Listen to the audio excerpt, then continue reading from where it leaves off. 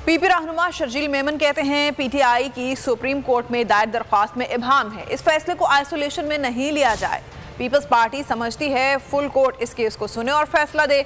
Election commissioner के खिलाफ बातों का मकसद ये है कि अगर उनके खिलाफ फैसला आए तो वो ये कह सकें कि मैं इनके खिलाफ था इसलिए फैसला आया। शर्जील मेमन ने कहा कि पार्टी की इजाज़त नहीं, वरना कई फैसले और मिसालें मौजूद हैं जो मैं बतौर मिसाल पेश कर सकता हूँ।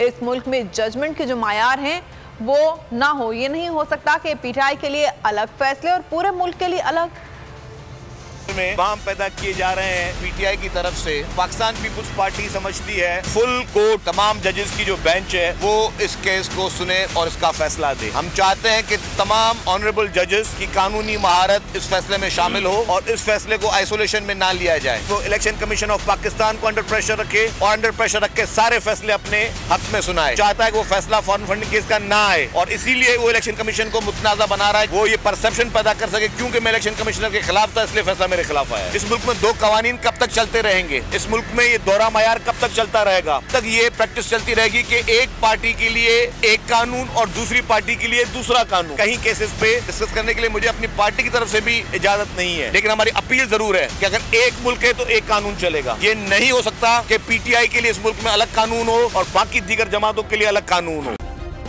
सब्सक्राइब करें और बेल दबाएं ताकि कोई खबर रह न जाए।